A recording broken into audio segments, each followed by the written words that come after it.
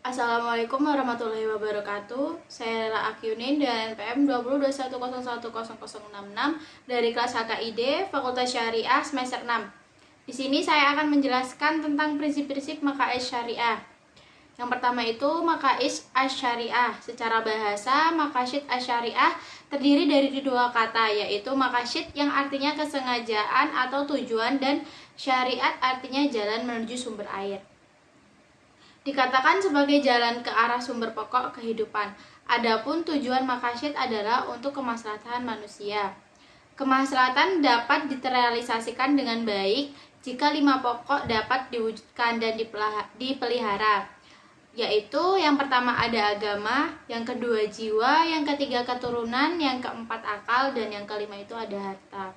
Kemudian tujuan syar'i dalam mensyariatkan ketentuan-ketentuan hukum kepada orang-orang mukallaf adalah dalam upaya mewujudkan kebaikan-kebaikan bagi kehidupan mereka, baik melalui ketentuan-ketentuan yang daruri, haji, dan tahsini. Syatibi berpandangan bahwa tujuan utama dari syariah adalah untuk menjaga dan memperjuangkan 3 kategori hukum.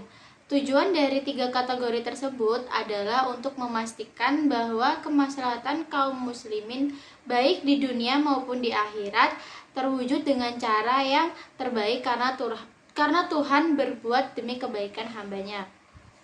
Kemaslahatan yang ingin diselesaikan adalah memiliki syarat sebagai berikut. Yang pertama, masalah itu harus real atau berdasarkan prediksi yang kuat dan bukan khayalan. Yang kedua itu maslahat yang ingin diwujudkan harus benar-benar dapat diterima akal. Yang ketiga itu harus sesuai dengan tujuan syariat secara umum dan tidak bertentangan dengan prinsip umum syariat. Yang keempat itu mendukung realisasi masyarakat daruriyat atau menghilangkan kesulitan yang berat dalam beragama. Adapun manfaat mempelajari maqasid asy-syariah adalah sebagai berikut. Yang pertama, mengungkapkan tujuan, alasan, dan hikmah tasyrik baik yang umum maupun yang khusus. Yang kedua itu menegaskan karakteristik Islam yang sesuai dengan tiap zaman. Yang ketiga itu membantu ulama berijtihad dalam bingkai tujuan syariat Islam. Yang keempat itu mempersempit perselisihan dan taksyub di antara pengikut mazhab fikih. Selanjutnya itu ada pelengkap maqasid asy-syariah. Yang pertama itu ada pelengkap maqasid ad-daruriyat. Ketika Tuhan mensyariatkan sholat untuk menegakkan dan memelihara unsur agama, syari memerintahkan agar sholat itu dikumandangkan dengan azan sesudah masuk waktu dan dikerjakan dengan berjamaah dengan kelengkapannya.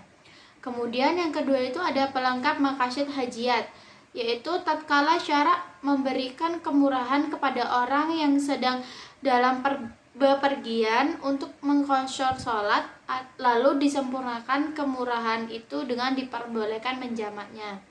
Yang ketiga itu ada pelengkap maqasid tahsiniyat, yaitu syari mewajibkan bersuci untuk menegakkan urusan tahsini, kemudian kewajiban bersuci itu disempurnakan dengan aturan-aturan sunat bagi yang bersuci.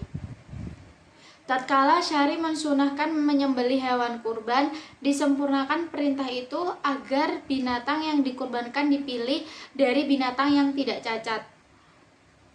Kemudian selanjutnya itu ada perantara maqasid asy-syariah. Sebagaimana dijelaskan dengan berulang kali bahwa tujuan hukum perundang-undangan ialah untuk mewujudkan kemaslahatan dan menolak kemudaratan bagi manusia.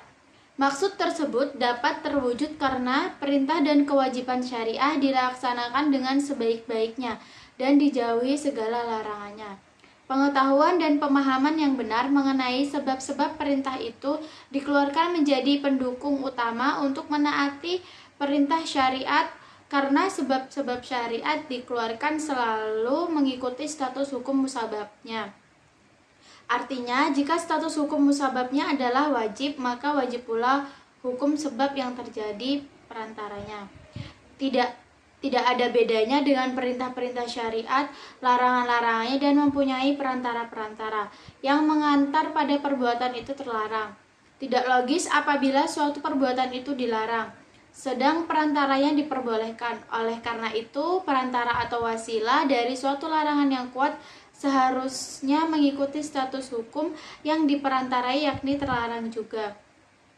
Berdasarkan ketentuan tersebut, muncullah dua kaidah yang penting, yaitu yang pertama, sesuatu yang menjadikan kewajiban sempurna karena wajib adanya. Yang kedua, menutup jalan menuju perbuatan terlarang. Itu saja yang dapat saya sampaikan. Apabila ada kesalahan saya mohon maaf. Saya akhiri. Wassalamualaikum warahmatullahi wabarakatuh.